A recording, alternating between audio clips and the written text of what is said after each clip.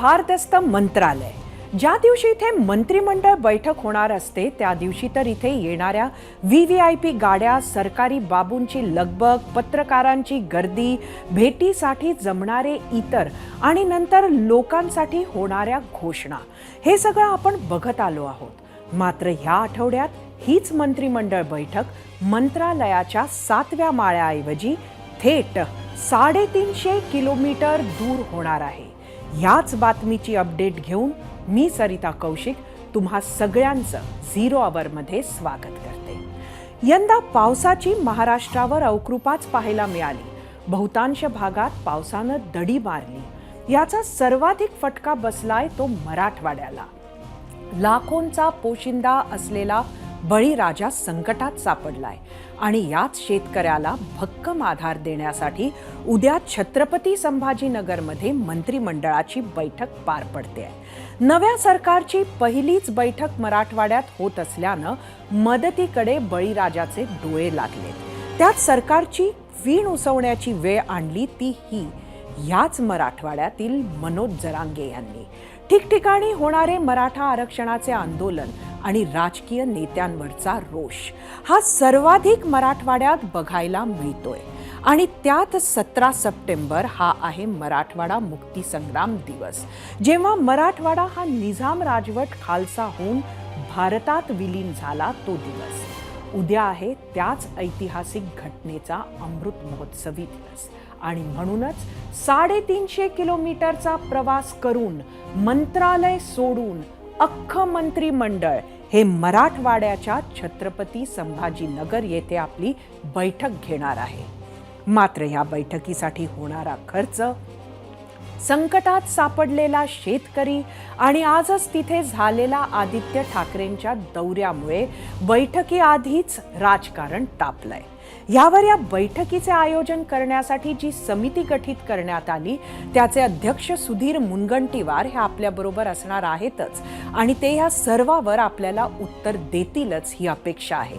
खरं तर पुढे आपल्याला नुकतीच या मंत्रिमंडळात सामील झालेल्या राष्ट्रवादी गटाची निवडणूक आयोगातील लढ्याची बातमीही बघायची आहे, ज्यासाठी आपल्याबरोबर सुनील तटकरे असणार आहेत. मात्र मंत्रिमंडळ बैठकीवरून आपण विचारला होता आजचा पहिला प्रश्न.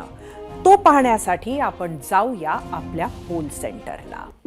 आजचा आपला पहिला प्रश्न होता, 1 दिवसाच्या मंत्रिमंडळ बैठकीत मराठवाड्याचं हित साधलं जाईल का? तुम्हाला सांगायचं होतं हो किंवा नाही. याच प्रश्नावर आपल्याला महाराष्ट्राचा कौल जाणून घ्यायचा आहे. पण उद्या होणारी बैठक विरोधकांच्या निशाण्यावर आली आहे. त्याला कारण आहे काय आहे ते पाहणार आहोतच.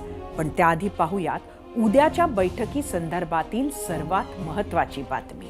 उद्याच्या बैठकीत मराठवाड्याला जवळपास 40,000 कोटींचे प्रकल्प मिळण्याची शक्यता आहे.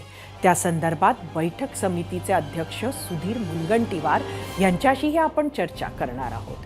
त्यांनी ABP माझाची टॅगलाईन उघडा डोळे बघा नीट चा नारा पत्रकारांशी बोलताना दिला, विरोधकांना उत्तरं दिली आणि मराठवाड्याच्या शाश्वत विकासासाठी शिंदे सरकार कटिबद्ध आहे असंही ते म्हणाले.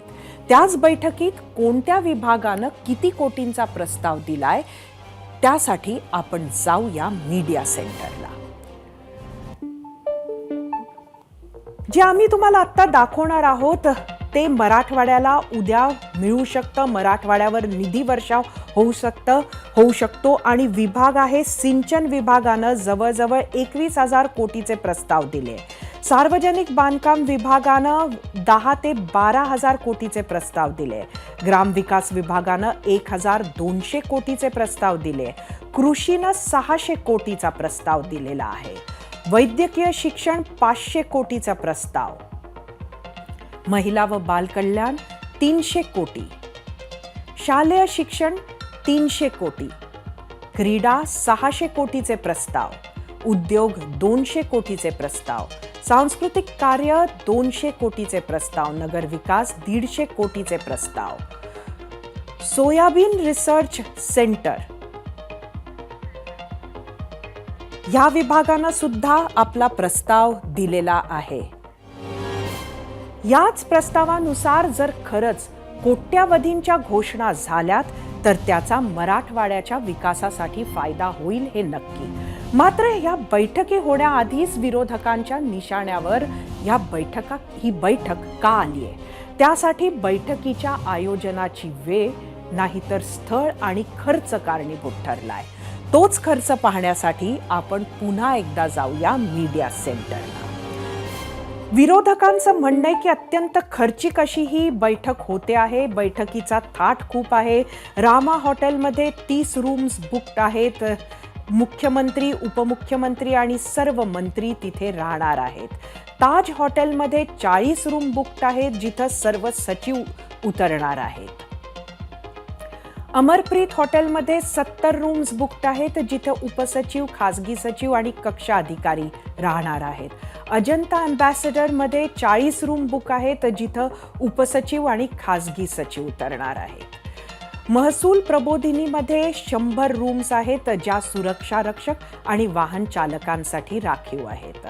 पाटीदार भवनमध्ये 100 रूम्स या सुरक्षा रक्षक आणि वाहन चालकांसाठी ठेवण्यात आलेल्या आहेत. नाशिक संभाजीनगरमधून प्रत्येकी 150 गाड्या भाड्यावर घेतल्या आहेत. नम्रता केटरर्सला कंत्राट दिलेला आहे, जिथं थाळीचा रेट 1000 ते 1500 रुपये असल्याचं सांगितलं जातंय. जिथं इंडिया आघाडीच्या बैठकीतील खर्चावर शिंदे फडणवीसांच्या मंत्र्यांनी टीका केली होती, तिथं संभाजीनगरमध्ये होणाऱ्या खर्चावरही आरोप सुरू झाले. तेच आरोप पाहण्याआधी आता तुम्ही टीव्ही स्क्रीनवर माजी मंत्री आदित्य ठाकरेंची दृश्य पाहणार. ते आज छत्रपती संभाजीनगरच्या दौऱ्यावर आहेत. दुष्काळ पाहणी दौऱ्याची सुरुवात करत असतानाच आदित्य ठाकरेंनी उद्या होणाऱ्या बैठकीवरही आरोप केले. फक्त आदित्य ठाकरेच नाही तर त्यांच्यासोबत खासदार संजय राऊत, विधान परिषदेचे विरोधी पक्षनेते अंबादास दानवेंनीही टीका केली आहे. त्यांच्यासोबत आणखी विरोधी नेत्यांनी सुद्धा बैठकीच्या खर्चावरून भरपूर टीका केली आहे. ती पाहूयात. 5 स्टार हॉटेलमध्ये बसून अशा प्रकारच्या मागास विभागातल्या बैठका होत नाहीत. तुम्ही आमच्यावर टीका करता ना, याने घरी बसून राज्यकारभार केला. ते सरकारी घर होतं, ते शासकीय जागा होती, तो करोनाचा काळ होता, जागतिक नियम होता, घरी बसून काम करा. जो बायडनपासून मोदींपासून बरं का ते उद्धव ठाकरेंपर्यंत तो नियम पाळला गेला, म्हणून ते घरी होते. ते 5 स्टारला जाऊन त्याने बैठका घेतल्या नाहीत कधी. बैठक ही 3 तासाची आहे. त्यानंतर ते प्रेसशी बोलतील मुख्यमंत्री, त्यानंतर आम्ही परत बोलू. तुम्ही किती खोटं बोलताय आम्हाला ऐकायचं आहे. आम्हाला संधी मिळाली तर आम्ही त्या पत्रकार परिषदेत हजर राहू, समोर बसू त्यांच्या जाऊन. आम्ही सगळे पत्रकार आहोत. तुम्ही जाणार पत्रकार परिषद जाऊन तात काय संधी दिली तर? हा, आम्हाला जर पोलिसांनी अडवलं नाही, त्यांच्या हातात दंडू काय द्यायचं, आम्हाला अडवलं नाही तर आम्ही नक्की जाऊन बसू सगळे. सरकार इथे जो खर्च करते त्यामुळे इथल्या अर्थकारणाला मदत होईल अशी अपेक्षा करूयात. याच बैठकीनंतर इथल्या उद्योगांमध्येही उत्साह निर्मिती होईल, त्यांना चालना मिळेल, ही बाजू देखील विसरून चालणार नाही. मराठवाड्याच्या मुक्तीसंग्रामाचं औचित्य साधत शिंदे सरकारनं छत्रपती संभाजीनगरमध्ये बैठकीचं आयोजन केलं. पण ही काही पहिलीच वेळ नाहीये. गोपीनाथ मुंडे जेव्हा महाराष्ट्राचे उपमुख्यमंत्री झाले तेव्हा त्यांनी युती सरकारच्या काळात अशा बैठकांसाठी पुढाकार घेतला आणि मराठवाड्यातील विकास कामांना केंद्रस्थानी ठेवत पहिली बैठकही तिथं आयोजित केली. त्यानंतर लातूरचे सुपुत्र विलासराव देशमुख महाराष्ट्राचे मुख्यमंत्री झाले. त्यांनी मुंडेप्रमाणेच मराठवाड्यात बैठकीचं आयोजन केलं. याशिवाय अशा किती बैठका झाल्यात आणि त्यात कोणकोणते निर्णय झालेत पाहूया टीम 0 आवरनं केलेल्या रिसर्च रिपोर्टमध्ये.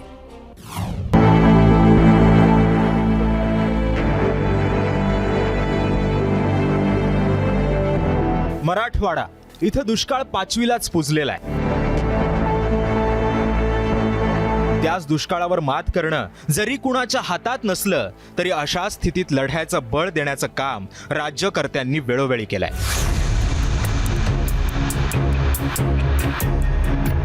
मंत्रिमंडळानंही त्यासाठी विशेष बैठकांचं आयोजनही केलंय. खरं तर दुष्काळ काळात सगळेच नेते राजकीय दौरे करतात, मात्र सरकार म्हणून भूमिका घेण्यासाठी अवघं मंत्रिमंडळ मराठवाड्यात नेण्याची सुरुवात 90च्या दशकात झाली.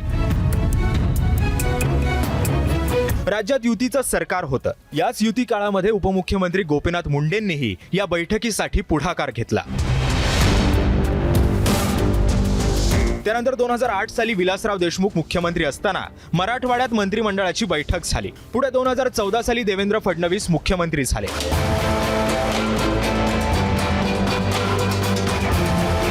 त्यांनी 4 ऑक्टोबर 2016ला म्हणजेच बरोबर 7 वर्षांपूर्वी छत्रपती संभाजीनगरमध्ये मंत्रिमंडळाची बैठक घेतली. त्याच बैठकीमध्ये मराठवाड्यासाठी 49,248 कोटींच्या पॅकेजची घोषणा झाली. मात्र 7 वर्षांनंतर यातले अनेक प्रकल्प अजूनही रखडलेलेच आहेत. आता त्यातले काही प्रकल्प पहा. मराठवाडा वॉटर ग्रीड प्रकल्प अजूनही रखडलेलाच आहे. निम्न दुधना प्रकल्पातील अनेक कामं अजून बाकी आहेत. बीड जिल्ह्यातला कुंडलिका प्रकल्प नव्यानं प्रशासकीय मंजुरीत अडकलाय. मराठवाड्यासाठीचा राष्ट्रीय डेअरी विकास बोर्डाची योजना अजूनही बंदच आहे. म्हैसमाळ पर्यटन विकासाला 453 कोटींची मंजुरी आहे, तर त्यातलं 80% काम अजूनही बाकीच आहे. हिंगोली जिल्हा रेल्वे विमानतळ विस्तारीकरणाची कामं अद्यापही अपूर्णच आहेत. जालन्यात 109 कोटींची घोषणा केलेला सीड हब प्रकल्प अद्यापही कागदावरच आहे. धाराशिवच्या तेरमधील वस्तू संग्रहालयाचं काम अजूनही अपूर्णच आहे. लातूरमधील विभागीय क्रीडा संकुलाचे काम अजूनही रखडलेलंच आहे. छत्रपती संभाजीनगर विमानतळाचं विस्तारीकरणाचं काम अजूनही अपूर्णच आहे. बीड परळी रेल्वे मार्गाचं काम कासव गतीनं सुरू आहे, तर वर्धा नांदेड रेल्वे प्रकल्प अजूनही अपूर्णच आहे. असं असतानाही उद्या 7 वर्षांनंतर पुन्हा एकदा छत्रपती संभाजीनगरमध्ये शिंदे सरकारनं मंत्रिमंडळाची बैठक आयोजित केली आहे आणि त्यासाठी तयारीही सुरू करण्यात आली आहे. जुनी आश्वासनं तर आहेतच, मात्र त्याशिवाय उद्याच्या आयोजनावरूनही विरोधक चांगलेच आक्रमक झाले. 2016ला ज्यावेळेस देवेंद्र फडणवीसांचं मंत्रिमंडळ होतं त्यावेळेस 41,000 कोटी रुपयाचा एक कालबद्ध कार्यक्रम देवेंद्र फडणवीसांच्या रूपानं या महाराष्ट्र सरकारने जाहीर केलेला होता. या 41,000 कोटीच्या कालबद्ध कार्यक्रमाची जर यादी वाचली तर याच्यातलं 1%, 2% काम सुद्धा मागच्या 8 वर्षात झालेलं नाही. त्यातच उद्याच्या बैठकीत कोट्यवधींच्या घोषणांचीही शक्यता वर्तवण्यात आली आहे. काही कोटींच्या प्रस्तावांचीही माहिती देण्यात आली आहे आणि त्याच घोषणा करत असताना जुन्या घोषणा कशा पूर्ण करता येतील हे स्पष्ट करण्याचीही आव्हानं शिंदे सरकारसमोर असणार आहेत. 0 आवर ABP माझा.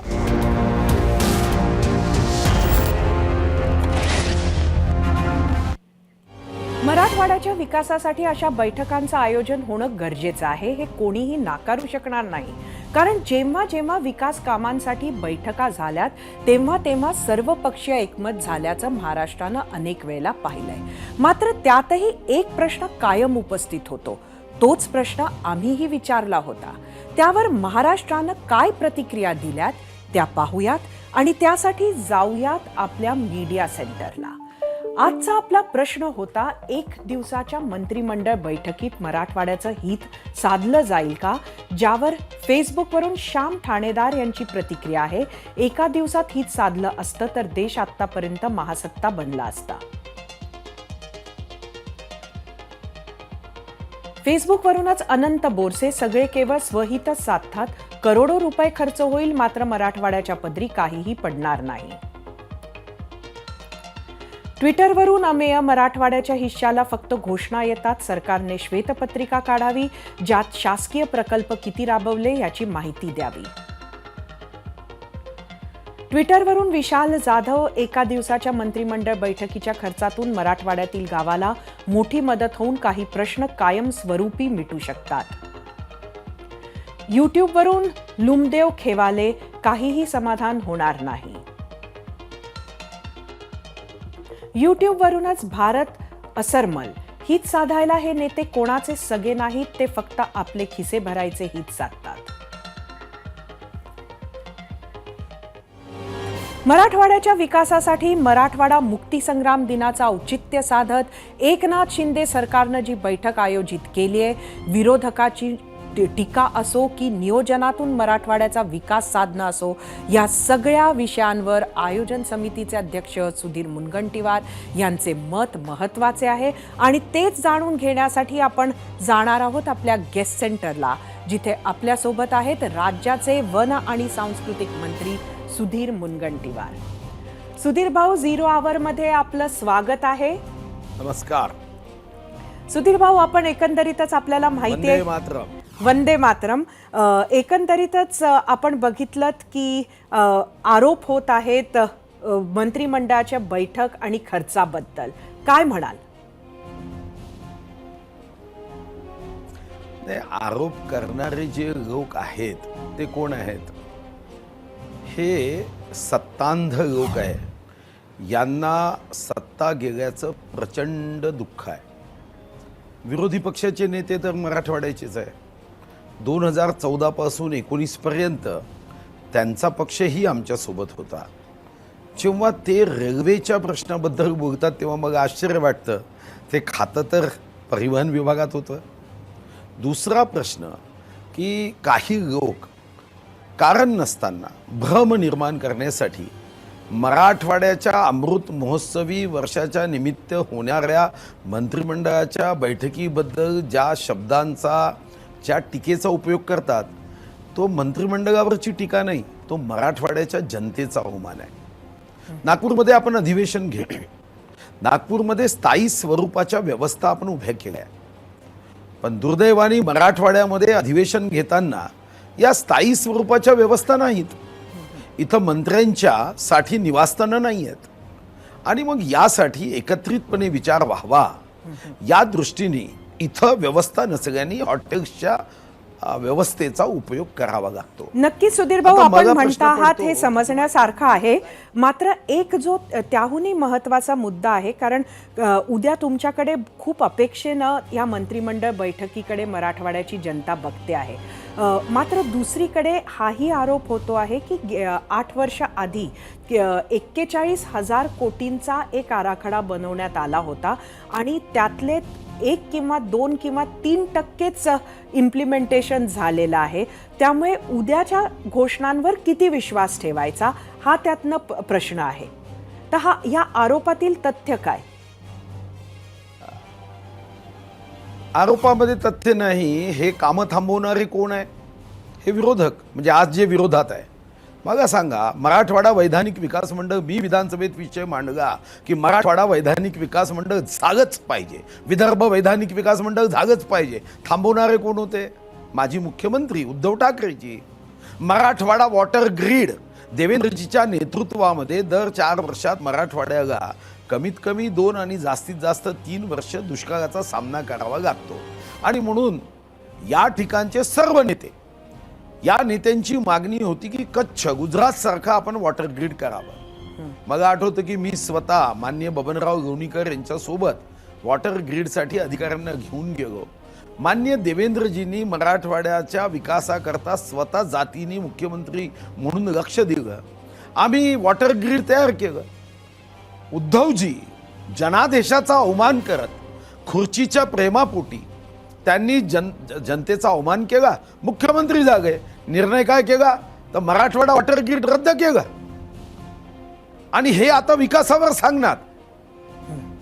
यावर्षी मराठवाडा मुक्ती संग्रामाचा अमृत महोत्सवी वर्षाच्या निमित्ताने सन्माननीय एकनाथ शिंदेजी, सन्माननीय देवेंद्रजी आणि सन्माननीय अजितदादा या सर्वांनी एकत्र येऊन निर्णय केला की आपण मराठवाड्याच्या संदर्भामध्ये मंत्रिमंडळाची बैठक घेऊ. आणि मंत्रिमंडळाची बैठक जरी 3 तासाची असेल तरी त्याची पूर्वतयारी ही मात्र गेल्या 25 दिवसापासून होते आहे. त्यामुळे काही लोकांचा समज आहे की 3 तासाच्या बैठकीत काय निर्णय होईल. 3 तासाची बैठक ही शेवटचे निर्णय घेण्यासाठी आहे. त्या अगोदर गेले 25 दिवस याची अतिशय सूक्ष्मपणे नियोजन करत पूर्वतयारी केली जाते. उद्या मराठवाड्याला काय मिळणार आहे? कितीचं पॅकेज मिळणार आहे? त्यामध्ये काय प्रोजेक्ट्स मिळणार आहेत? काही तुम्ही सांगू शकता का आम्हाला? हे औचित्यभंग होईल. मंत्रिमंडळाच्या बैठकीचे जे प्रस्ताव असतात ते मंजूर होईपर्यंत अशा पद्धतीने जाहीरपणे सांगणं हे औचित्यभंग आहे. हा, मी एक निश्चित सांगू शकतो की माननीय एकनाथ शिंदेजींच्या नेतृत्वात, माननीय देवेंद्रजींच्या मार्गदर्शनामध्ये आणि अजितदादा यांच्या सूक्ष्म नियोजनात मराठवाड्यामध्ये शिक्षण, सिंचन, या ठिकाणी रोजगार, या ठिकाणी या क्षेत्रामध्ये दुग्धविकास, या क्षेत्रामध्ये जोडधंद्याचा विकास, गृह विभागाच्या माध्यमातून काही संवेदनशील क्षेत्रामधले काही निर्णय, या ठिकाणी रेशीम उद्योगाचे निर्णय, असे काही निर्णय निश्चित होणार आहे. आणि मराठवाड्यामध्ये सिंचन, शेती, शिक्षण, रोजगार, आरोग्य अशा वैशिष्ट्यपूर्ण विषयाच्या माध्यमातून ज्या मराठवाड्यासाठी मराठवाड्यातील जनतेने निजाम हटाव आणि भारत मातेच्या सोबत हे क्षेत्र हा भौगोलिक भाग जावा, हा भौगोलिक भाग जाण्यासाठी जो प्रयत्न केला, या मराठवाड्याला दुर्दैवाने या महाराष्ट्रात या अगोदर 47 वर्ष 2 महिने 1 दिवस काँग्रेसचं सरकार होतं आणि नंतर बैमानी करून 2 वर्ष 8 महिने जे सरकार होतं त्यांनी जी सापत्न वागणूक दिली, त्यातून आज अनेकांचा समज आहे की आम्हाला काहीच मिळत नाही. सुधीर भाऊ, पण मी मी तुम्हाला सांगू आपल्याकडे वेळेचा थोडासा अडचण आहे, बरेच मुद्दे आपल्याला नक्कीच मांडायचे आहेत, पण एक शेवटचा छोटासा प्रश्न मी आपल्याला विचारते की हे जे गेल्या काळातले जे प्रोजेक्ट्स होते ते पूर्ण होऊ शकले नाही, ज्याची कारणं तुम्ही तुमच्या ह्यांना सांगितलीत, पण दुसरीकडे उद्या जे हे प्रोजेक्ट्स घोषित होणार, आता सरकार जी आहे ती निवडणुकीपर्यंत 1 वर्षच उरलेलं आहे. आता ह्या काळामध्ये अशा नव्यानं हाती हे घेतलेले प्रोजेक्ट्स मग पूर्णत्वाला जाऊ शकतील का? पुढची दिशा तुम्ही काय सांगाल? कारण शेवटी 8 वर्ष जी प्रोजेक्ट्स पूर्ण होऊ शकली नाही त्यावर अजून नवीन प्रोजेक्ट्स आलीत तर शेवटी मराठवाड्याच्या हाती काय लागणार? असं आहे, म्हणूनच तातडीने करावयाच्या काही घोषणा या मंत्रिमंडळाच्या बैठकीत होणार आहे, ज्याचा एक कालबद्ध कार्यक्रम आहे, टाइम बाउंड. याच्यासाठी माननीय मुख्यमंत्र्यांच्या वॉर रूम मध्ये व्यवस्था करण्यात आली आहे. या ठिकाणच्या विभागातील अधिकाऱ्यांच्या माध्यमातून काही विषय हे जे टाइम बाउंड करता येते, जो प्रश्न तुम्ही केला, खरं तर 1 वर्ष काय, ही सातत्य निरंतर चालणारी प्रक्रिया असते.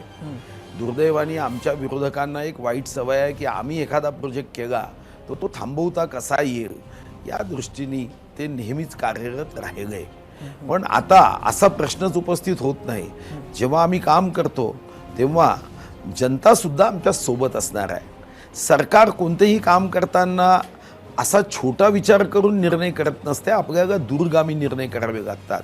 नक्कीच उद्या सुधीर नागपूर भाऊ, गोवा, खूप गोवापर्यंत होणारा रस्ता. धन्यवाद, आपले खूप खूप धन्यवाद. वेळेचा आपल्याकडे बंधन आहे आणि त्यामुळे बरेच आपल्याकडनं ऐकायचं आहे. उद्या सुद्धा तुमच्याशी बातचीत आमचे रिपोर्टर्स करतीलच, त्यावेळेला अधिकची माहिती आपण घेऊया. मात्र आज तुम्ही महत्त्वाच्या बाबी आमच्या ऑडियन्स बरोबर शेअर केल्यात, त्याबद्दल खूप खूप धन्यवाद.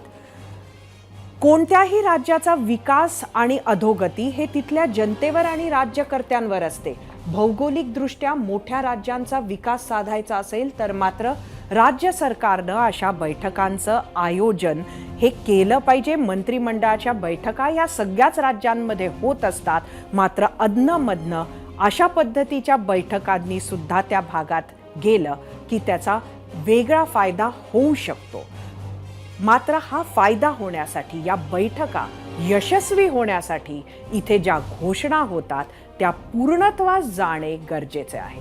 आता वेळ झाली आहे महाराष्ट्राचा कौल पाहण्याची आणि त्यासाठी आपण जाऊया आपल्या पोल सेंटरला. यूट्यूबवर बघूया 1 दिवसाच्या मंत्रिमंडळ बैठकीत मराठवाड्याचं हित साधलं जाईल का? 82% लोकांनी नाही म्हटलंय, फक्त 18% लोकांना वाटतंय यूट्यूबवर की साधल्या जाईल. इंस्टाग्रामवर एकूण 4000 मतं आहेत.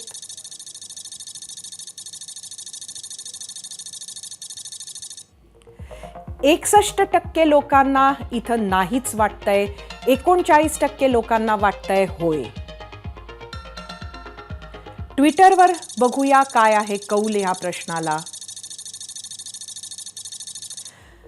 इथंही 85% लोकांना 85% लोकांना नाही वाटतंय, 15% लोकांना होय वाटतंय. 3.5 लाख चौरस किलोमीटर क्षेत्रफळ, त्याच आधारे देशातलं तिसरं सर्वात मोठं राज्य. याच राज्याचा कारभार हाकण्यासाठी 6 प्रशासकीय विभाग, प्रत्येक विभागाचे आपले वेगवेगळे प्रश्न, वेगवेगळ्या अडचणी, प्रत्येक विभागांमधले संघर्ष, वेगवेगळ्या मागण्या आणि त्यात सोडवण्यासाठी त्यांच्या विकासासाठी आमदारांचं विधिमंडळ आणि त्याला मार्गदर्शन मुख्यमंत्री आणि त्यांचं मंत्रिमंडळ करतं. आणि याच मंत्रिमंडळाच्या बैठकीत महाराष्ट्राच्या विकासाचा आराखडा चर्चिला जातो. त्यासंबंधी घोषणा केल्या जातात. याच घोषणा, त्याची अंमलबजावणी आणि या सगळ्याचा फॉलोअप तुमच्यापर्यंत पोहोचवण्याची जबाबदारी आमची आहे. इतकंच नाही तर यातल्या घोषणाची सरकारला वेळोवेळी आठवणही आम्ही काढून देत राहणार, कारण त्यातूनच महाराष्ट्राचा विकास साधला जाईल आणि आपला महाराष्ट्र विकासाच्या बाबतीत देशाचं नेतृत्व करेल. एबीपी माझा, उघडा डोळे बघा नीट.